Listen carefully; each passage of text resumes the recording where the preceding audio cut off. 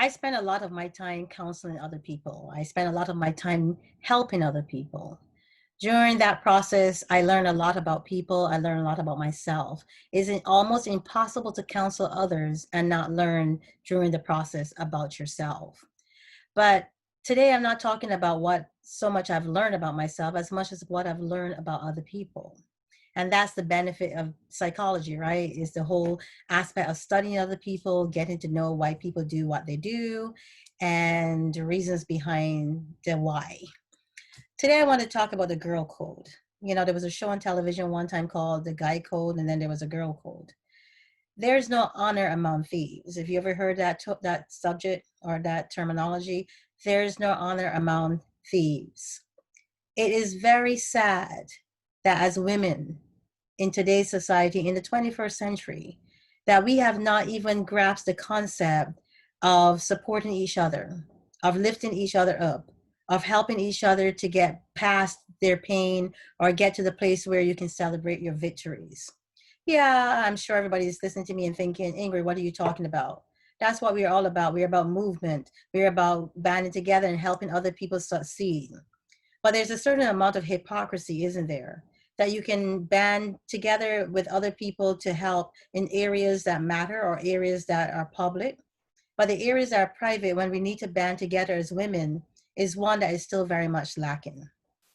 That area is in relationships, and not just your own relationships, the relationships that you tend to have that should not happen, especially in marriages, especially in couples relationships. How much more must we go on as women and not realize that we're hurting another woman, that our actions of stealing somebody else's husband or being with somebody else's man is a problem? How much longer must we go on before we admit that there's no code and there's no girl code or woman code when it comes to being with somebody else's husband or man? At some point, we have to get this.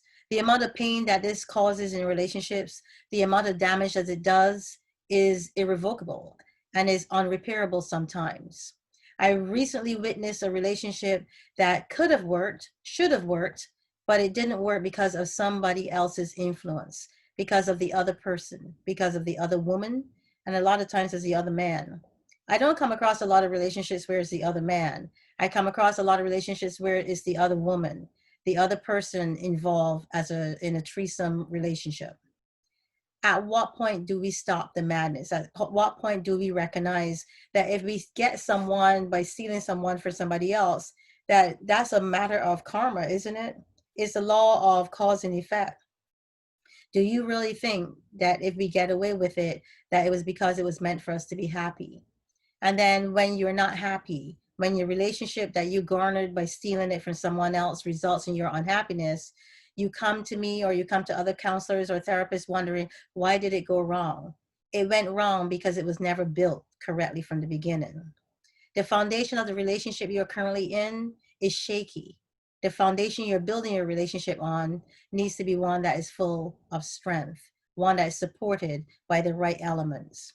As women, we talk all the time about other women. We talk about how, we wouldn't want that to happen to us. But then we do the same thing that we said we wouldn't want to happen to us to someone else. We cheat, we lie, we covet, and we go after somebody else's property. Not necessarily property, because nobody belongs to anyone. It's supposed to be a committed and a reciprocal relationship. But for this case of this argument I'm presenting, they go over somebody else's property. And you know what I mean. It. Women, as a woman, I've been hurt. I've been hurt by infidelity. And during the process of that infidelity, some of the ways I felt were just unbearable. The pain was unimaginable. I remember sitting on the step in my house at my son's room, and I remember crying to the point where the tears did not want to stop. And then when the tears finally did end, there was nothing else. It was just like a heaving. I felt myself heaving, like there was more to come, but nothing was coming. The pain was unimaginable.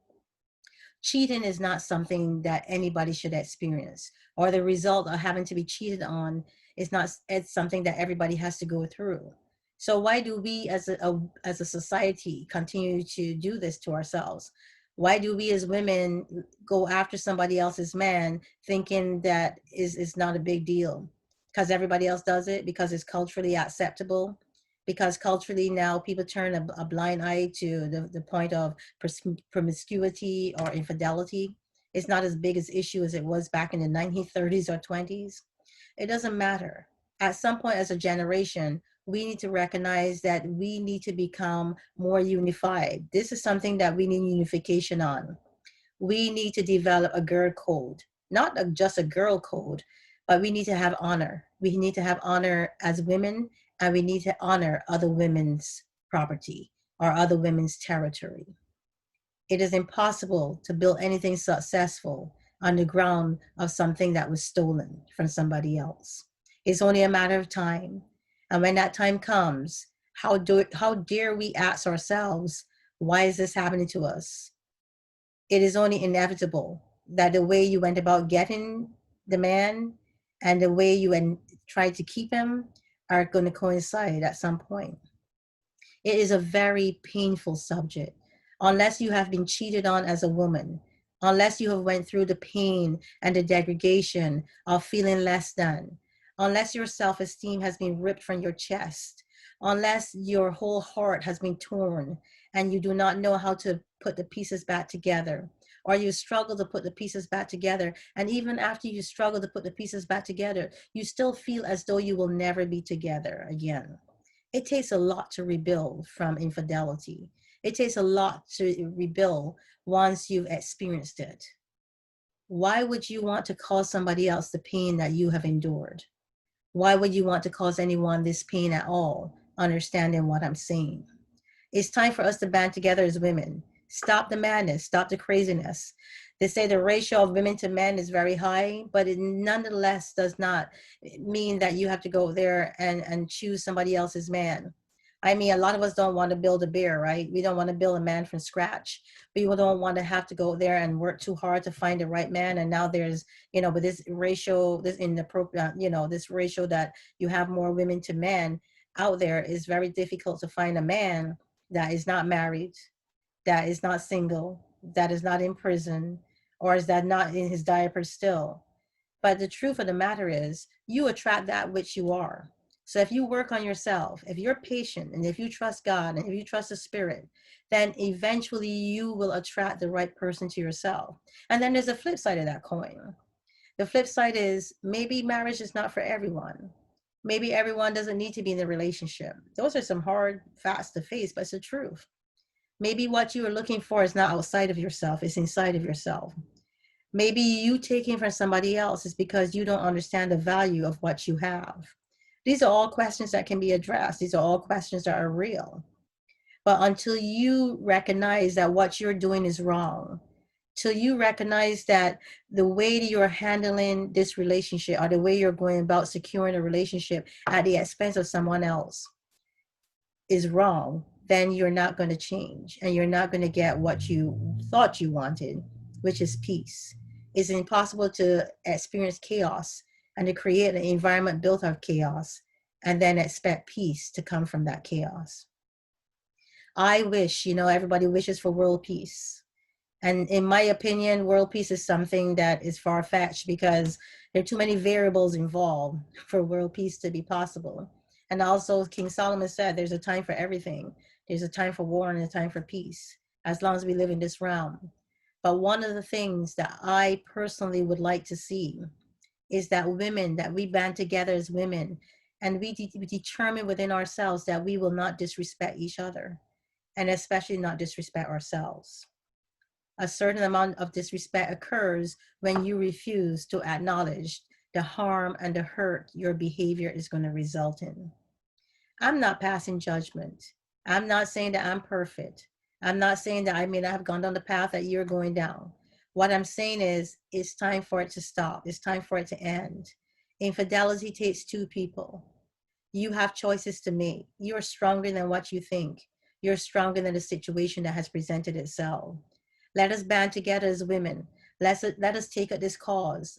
It's a worthwhile cause because think about our children. Think about our societies. they will be better for the whole aspect of infidelity not being present. Is it possible?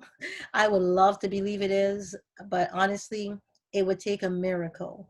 And I hope that today is the beginning of that miracle, that you recognize as a man or a woman that what you're doing is literally desecrating something that is sacred. It's sacred between two people. Would those people have made it if you had not shown up? Did those people stand a chance without you being present? Are you the catalyst that will destroy their children's lives and force their children to become adults that are a victim of divorce, victim of separation, or a victim of something even greater, victims of pain? Ask these questions. They're difficult questions. But I propose if you ask these questions, that you will go seeking the answer. And hopefully the answer is, I do not want to participate willingly in something that will cause destruction in people's lives. My name is Ingrid Felton. As always, thank you for visiting the YouTube channel. Please subscribe to the video if you like it, share it with other people. Also leave your comments. Your comments are very welcome. And I look forward to always, continue to drop some gold nugget.